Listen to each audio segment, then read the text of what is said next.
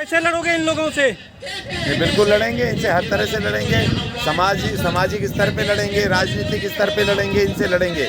और अब सामाजिक साथ साथ राजनीतिक स्तर पे भी लड़ेंगे और इनको परास्त करेंगे, हर हालत में परास्त करेंगे, अपनी शक्ति से परास्त करेंगे। एजुकेशन से बेदखल कर रहे हैं आपके लोगों को, नौकरियां स्वर्ण हाथों में जा रही है। हाँ देखिए, ये तो अब हमारे जो SC ST के यहाँ पर जो प्रोफेसर्स थे, जो समाज से अलग कटे हुए थे, अब उनको सोचना है। अब उनको आ जाओ भाई, अभी भी समय, साथ में हम तुम्हारे लिए लड़ने के लिए तैयार हैं, क्योंकि वो तुम्हारी अकेले की नौकरी नहीं है। जो SC ST का जो ये तुम्हारी नौकरियां खत्म करवा रहे हो, तुम साथ ना आके समाज के हमारे आने वाले भविष्य की तुम नौकरियां खत्म कर रहे हो SC ST की। तो इसलिए अब इनको आना पड़ेगा, इन प्रोफेसर्स को। ये सोच रहे हैं हमें नौकरी मिल गई तो हमें तो 1 लाख 2 लाख मिल रहे हैं, हम तो समाज से अलग हो गए। और उसी का परिणाम है कि यहाँ के जो हमारे हजारों हजार यहाँ पे SC ST के प्रोफेसर्स थे, दुनिया भर के हमारे स्टाफ थे SC ST के, उन्होंने एकता ना करके समाज जो दूसरा समाज रह गया, कमजोर समाज, अनपढ़ समाज, गरीब समाज, उससे दूरियां बना ली। तो ये उसका परिणाम है। अभी हम इसको दोबारा से इन्होंने दुरुस्त किया है, समाज को बुलाया, तो मिलकर के लड़ेंगे।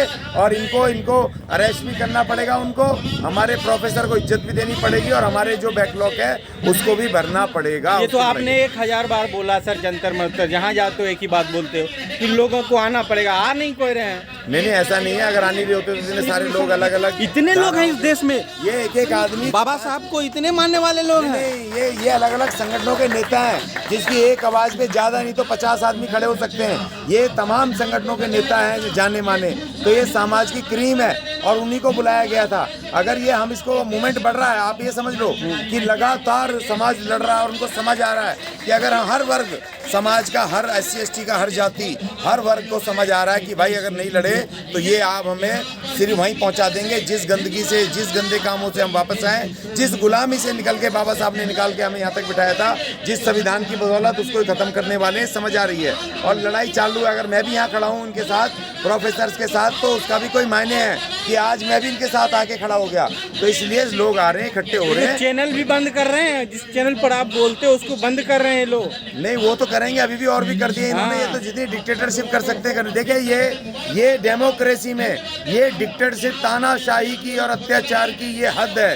उसके अलावा ये समझ लो कि ये बिल्कुल लास्ट इनका अंत है इनका, क्योंकि डेमोक्रेसी जो बाबा साहब सेट कर गए हैं, और दुनिया की डेमोक्रेसी में इतिहास गवाह तानाशाहों का जो दुर्गति हुई है, उन्होंने आत्महत्याएं की हैं, वो अपने आप वो भागे हैं बाद में। बड़े बड़े तानाशाहों का नाम है, उसमें एडोल्फ हिटलर भी है। तो इसीलिए ये तो कुछ नहीं है। इस डेमोक्रेसी में इनकी औकात नहीं है। कोशिश कर रहे हैं कि इस सिस्टम को कैप्चर करने की, हमें डराने की, लेकिन ये हम डरने वाले नहीं है। जब हमारा एक बाबा साहब नहीं डरा, जब हमारे एक कांसीराम जी, बीना बाना जी नहीं डरे, घरपड़े साहब नहीं डरे, तो मायावती भी नहीं डरी, मायावती जी भी नहीं डरे। अरे डर गई सर, गलत बात, गलत जवाब। देखो डटी हुई है। हाँ। अभी देखो, उनको अरेस्ट करने की इनकी औकात नहीं है, भले ही उन पे करप्शन के चार्जेस हों।